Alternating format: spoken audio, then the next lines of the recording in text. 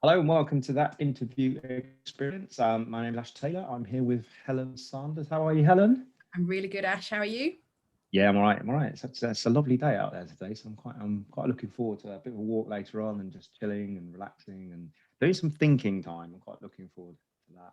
Yeah, the Um, sunshine helps with thinking. I do think so, and walking as well. Walking in Mhm. the sunshine, it's nice. So we've got Bradley with us today. Bradley Hatchett. How are you, Brad? Good morning. I'm well, thanks, Ash. How are you?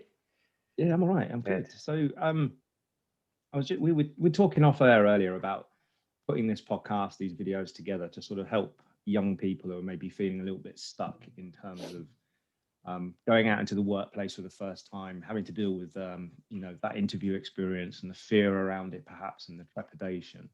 And you've just you want to just tell us a little bit about what you do, your business, first of all, and then you've just taken on a member of staff, haven't you? So that kind of interview experience as an employer is quite new and recent, Yeah. I would say. Yeah. A new starter on Monday, and a new challenge for me as the owner to induct and onboard someone virtually and completely remotely. So that's been an interesting challenge this week, but one that has gone well. Oh, good. Yeah. Good. Excellent. So tell us about the business, mate. Yeah, sure, absolutely. Well, yes, I founded Network My Club about 5 years ago now. We are a business networking membership organization, and primarily our business is all about bringing businesses together of all shapes and sizes to networking events. And the way that we do that a little bit differently to others is we use iconic sporting venues as a place to bring those businesses together. So the likes of Twickenham Stadium or the Amex Stadium or the Oval Cricket Ground. And then sort of post-pandemic, we've been doing that virtually. And we do that, again, slightly differently to the majority, using a really intuitive and engaging platform called Remo, where we can actually create different rooms and different environments for people to come in and network in a much more real life manner than what a lot of people are used to on Zoom. So we now do networking online as well as in person, and that will be the business for the future as well. We'll be continuing with online, and we will go back to in-person events, hopefully in the not too distant future. Cool. That's really. I mean, I'm been networking as part of your organization, and I love it. It works really well. It's very, very relaxing. You get to meet loads of people, and I think that's the key thing is, and I think it is relevant actually, because I remember when I first started. I'll tell you a secret. I'm quite an experienced networker when it comes to going into people's rooms. And the first time I was faced with Remo, I don't think it was quite early on in lockdown, and I'm not 100% convinced my head was in the right place. But I sat there at 10 o'clock just before the meeting was going to start, and I bottled it. I just went, I'm not doing this. I'm not doing it. Yeah. And I don't know why. And then I forced myself the next week. And I remember sending Claudia a message saying, oh, just a bit busy and all the rest of it. And I went to the one the following week. And as soon as I was in, I was fine. But I was just faced with this unknown environment, and there's 3 other people in this room, and I don't know who they are. And there was a part of me that just suddenly went, oh, I've got to tell people who I am, and it's on a screen, and I'm a bit of a... And it just occurred to me that actually that's quite possibly, Helen, I can see you smiling there, but quite possibly the way that a candidate, especially if you're young, might feel, especially if it's online. And it'd be more difficult for them to bottle it, because you chose to be at a networking group, whereas do they have a choice to go to that job interview? Of course they do, but there's also, if you're a young person, you've got all that peer pressure and parental pressure around you. So come on, it's time to go and get a job now, and so they can't bottle it as easily as you did. Do you know what I mean? Yeah. So it's but that feeling you had will be exactly the same physiology that they have when they go into, well, any of us go into interviews, but especially if you're a younger person looking to go into interviews now. So what about I think that's go on, what were we going to say? No, I think you're right, and I think that kind of, whatever the chemicals are floating through your body, doesn't change anything. It's the same principle of going into an unknown arena, isn't it? And it's the fight or flight, isn't it? Essentially. Yeah.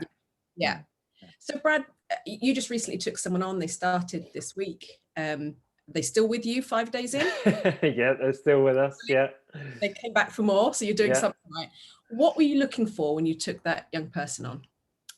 In terms of, well, the role itself, just to set a little bit of context, is an events and membership assistant. So it's working alongside our current events and membership manager, Claudia.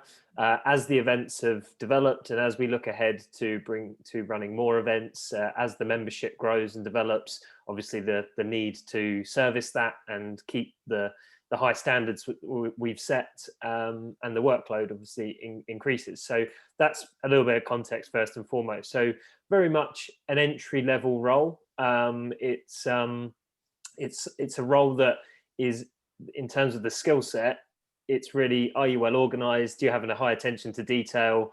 And are you teachable? And that's really what I was looking for. I mean, interestingly, Nikita joined on Monday, and out of the 5 of us in our team that are full-time, she is the proud owner of the only university degree in the company. So she's got that on all of us. And that was, but why I mention that is because we don't look for whether you've got a degree, whether you've got certain qualifications. All I'm looking for is, how are you as a person? Are you teachable?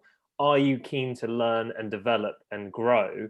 And what is your mindset around that? Because you can teach a lot of these types of roles, and a lot of roles in general, not specific roles like becoming a doctor or a lawyer or something like that you have to learn about. But a lot of roles in B2B services, I feel, are very, very teachable, and it's just getting that right mindset and the right approach. So really, that's, from the interview process, that's what we're looking for. But to get to that interview stage, we're really looking for in that CV, how have they developed? Where are examples of them learning a new skill and then implementing that in previous roles? So that's really what I'm looking for myself. It's something that I really believe in, because I went through that journey straight from college and got to the crossroads where it was like university that way or career that way, and I decided to go down the route of the career, and purely because I thought 3 years at university was probably just going to be a social thing. It wasn't going to be a case of learning about I had a place at Leeds University to do sports PR and marketing, and I thought, actually 3 years in industry versus 3 years learning that out of a book would be a lot more valuable, and just absorbing how people are in a working environment. So back to your question, that's really what I look for. How are those people teachable? Are they keen to learn and develop? And that's really the key thing, particularly for young people.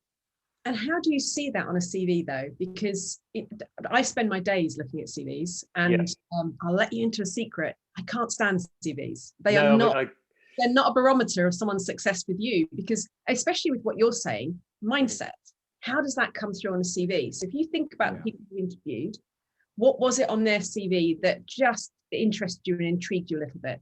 So I agree. I'm with you with that on CVs. We probably received 70 applicants for this role, and I didn't look at any of their GCSE results, their A-level results. Wasn't really that interested in that at all, because on paper I'm Mr. Average at school. I was straight C's at A-level. I was a few A's, few B's, few C's at GCSE. So, but because I was kind of just put myself out there, I've got myself into a position where I've got a really strong network, and I've got a business foundation that, I'm still learning to this day how to run a business, but there we go. But on the CV, the process that we went down. So one of my best mate is a recruiter. Now he recruits C-suite level people, salaries of 500k and above. So his target every year is 2 placements. But the process, the process to get those people into those positions is very long. So I just said to him, look, obviously this is the role that we're looking for. Are there any tips and advice that you can give me just to sort of filter out a lot of people just sharing their CV just because they see a role with the word events or membership in. And he gave me a really good tip. And what we did in the application process is we said, send your CV here, but email your CV here, but also with that CV, answer these 2 questions. And the first one was, what's a piece of work or a project that you're most proud of and why? And another question was what something I can't remember off the top of my head. It was something like, what would you be most excited about joining Network My Club? It was more about how they perceived the company and what about the role and the job spec that we'd created were they really excited about. And just from that, alongside the CV, you had these applicants that had you'd received the email with these 2 questions answered, and you just got a real understanding of what that person was all about. And then, you'd get some that would be really detailed in those answers, and then you'd get some that would just send their CV and they would ignore the 2 questions. And for me, that was a big red flag. And if you can't take that 10-15 minutes to just sit down and answer those 2 questions, that's a red flag for me. And I'll be honest, I probably didn't open their CVs because that for me is just, it's a very simple task. And when you're looking at the job spec, our key metrics are attention to detail and organization. And if you can't answer those 2 questions, or if you've just missed them, then it's kind of a reflection of that. So attention to detail and mindset. So if their mindset is, well, I know you've asked for 2 questions to be answered, but I'm not going to answer them because it's a job. So I'm just going to send you a CV, then they don't have the right mindset. And I'm really excited by the fact that you looked at the answers first before you open their CVs. You learn a lot more, and you learn how they write and how they can communicate on those. Because you can be influenced by the CV negatively potentially before getting to the question, which is actually the telling bit.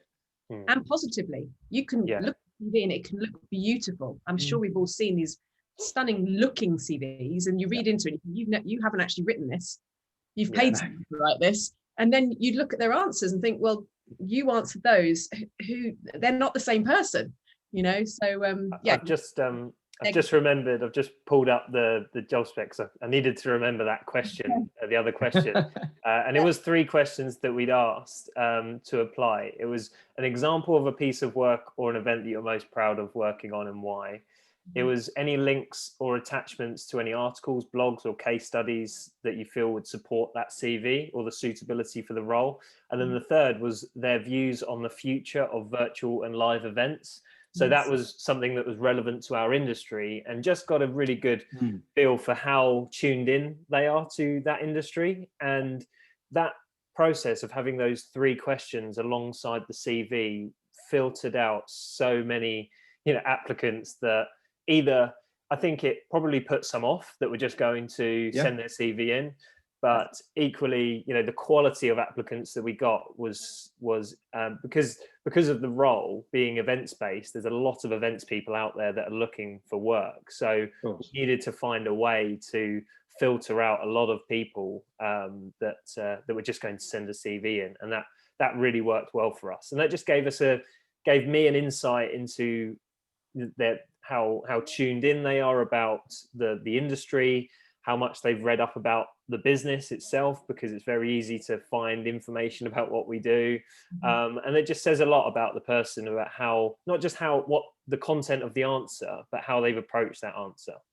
So how many of those 70 roughly, answered the question? Probably about 40, I'd say. 40. Okay.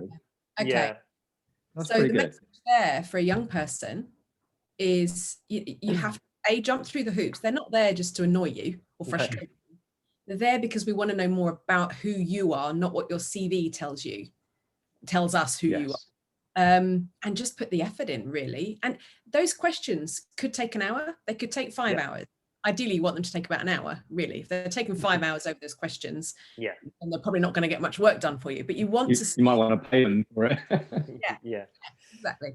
So with that in mind, what I any advice I would give to young people listening in is try and think like the employer. So as an employer, I am investing quite heavily in this person. It's a lot of money. It's a lot of it's a risk for us as an employer to be investing into someone and investing into that person, because it's not just the salary, it is the cost of employment, it's the time that you're spending to teach and develop that individual. So it's a big investment in a number of areas for the business owner, particularly of a small business like ours, where your ideas will be heard. You won't just be a number in a big company. So particularly if young people out there are applying into startups or small businesses of anything from 2 employees up to 50 employees, that is that's still a relatively small, medium-sized business, and think like that employer. It's a big risk for them, and they want to know why they should be taking that risk on you and why they should be investing in you. So sort of try and flip that mindset. Really, it's like, what's in it for me? It's actually, no, what's in it for you as the employer, and this is how I'm going to add value and how I'm going to justify that investment that you're making in me and that resource that you are ultimately paying my salary for, but developing me. So that's just another switch in mindset I would highlight for young people to consider. And I think also companies that size, so the companies I work with are up to about 200. So anywhere from 3 people up to 200. So small, they're still classed as small companies. Yeah. I would say to that young person listening, if you don't want to be visible and your voice to be counted, don't apply to small companies. Yeah. Because you'll learn a lot more in a small company than you will being a bum on a seat in a large corporate. However, that also suits some people. So as you go into this journey of finding a job, think about, do you want to be really challenged and really pushed? Doesn't mean you won't be in a corporate, but in a small company, it's almost, your job title is almost roll up your sleeves and do everything you can. Yeah. That's everyone's job title in a small company. And for young people, is it a case of, are you starting a job or are you starting a career? That's another thing that I'm looking for as well. So Nikita, who was successful to get the role with us, she showed a real intent to be in the events world as a career. It's not just something that she's coming in to tick boxes and clock in at 9 and clock out at 5. What I got from her was that she really wants to be an integral part of the business, because she can see where we're going in the virtual direction and also with the physical events direction. And she, as a events professional, and how she wants to develop her career, saw it as a really nice sort of opportunity to develop in both those sides. So it is a case of, for young people, it's not just going to get a job. I would class a job as stacking shelves in Tesco's whilst you're at university type thing. But when you're out of college and when you're out of university, that's when you're starting a career. So ultimately for them, they need to find the right position and the right role that's going to get them on that first step or that first rung of the ladder to start their career. And that's exactly how I started in my journey. I was just looking for a role that was, and a position that was going to be best suited for where I wanted to go and the career I wanted to go in. And yes, the day-to-day tasks of that first role that I got was obviously not where I wanted to be, but year or two later, after you've learned and developed, you move up, don't you? So that's another point that I would make. It's a career that you're going into, not a job. Yeah, it's some really interesting insights there, I think. And the big thing that comes out of it for me is that whole principle of, it's not that the CV is irrelevant, because we need something, I guess, to put on paper. But if I could circumvent the CV, I would. I'd much rather be going, what, just write me a letter. Write me a letter, send me a video, tell me why you're the right person for this. Tell me how you're going to add to my organization. What difference are you going to make? Why? Let me see the passion. Let me read the passion. Send me a podcast. I don't really care. But if because, you know, as Brad said, he didn't actually look at the qualifications because they're not relevant. If they can do the job, they can do the job. And I think arguably we put a lot of weight on qualifications where people are going to end up working in roles where actually the qualifications are not that relevant. Yeah. I'm not saying don't work and don't get them, but I'm saying that it's kind of horses for courses, isn't it? It's you know, if you're going to go into professional services, that sort of stuff, yes, there's a certain level of education, if you like, qualification that you like. But I found over and over again that having an education doesn't necessarily mean that you're intelligent. I think I read a quote earlier from Elon Musk, said something along those lines. Yeah, I think he was asked that question. He said people need to stop confusing education with intelligence, because people can. There you go, me and Elon. Yeah, there you go. Brilliant, Brad. That's been really useful. Did you have another question, Helen? Well, I was just going to I was having a thought about the 16 to 18-year-olds that are meant to be doing GCSEs and A-levels this year and last year. And what I kind of think for them and other parents, I'm a parent of a 16-year-old who's meant to be doing GCSEs, but 18. you know, so, but they're just a stepping stone, unless of course you want to be a doctor. That's, you know, a bit different, all those sorts of professions. They're a stepping stone. Try your best at each stage, and each stage, including interviewing for new jobs and new careers, that's another part of your growth. And that's how to see it. Learn from every single part. So how are you coping this summer with not doing GCSEs? Are you learning Spanish instead? Are you putting your time into something else? And if you are, make it known on your CV. Use that CV as the format to show people, this is how I've grown. Not, oh, woe is me, and COVID affected my GCSEs and A-levels. Well, it did for a lot of people. So what are you going to do about it? What are you going to do about it? And the point that I make to a lot of students or a lot of young people coming out of education is, you know, with so much out there, resources, content, you can almost become an expert of a particular field by just consuming that content. You know, who are you following on Twitter? Are you following, you know, influential people in the industry that you want to get to, so you can see what conversations and what views that they're sharing? You know, who are you watching on YouTube? Who are you listening to on podcasts? You know, you can really surround yourself with an industry that you want to go into. And I made this point at a talk at the Beaconsfield sixth form recently, was think about, you know, not the specific job that you want, but think about the industry that you want to go into, and then just immerse yourself in it. So for me, it was sport. So it was looking at the commercial side, it was sales and marketing really, but all sport related, and just understanding, you know, who's just done a sponsorship deal at which club, and what are the what's the makeup of that sponsorship, and, you know, oh, this club's just signed a deal with that brand, and things like that. And it can apply to any industry, whether that's tech, whether that's travel, whether that's music, fashion. You can find you kind of need to almost, I call it content gorging. So I'm leasing a new car at the moment, and so that comes in May, and I'm just spending all my spare time trying to understand the difference between the different electric car options that are out there. And, you know, and I was up this morning at like 7 o'clock and looking at chatting online to I think it was Audi, just to see if I can get a test drive, when they're likely to open up and do test drives. And I'm looking at brochures and I'm ordering those, because I'm trying to immerse myself and understand it as much as I possibly can, so I can make the best decision. Yeah. And I think that's what we're talking about here, is it's about industry gorging. Is you know, whatever it is that you want to go into, learn everything that you possibly can, immerse yourself in it, become that expert.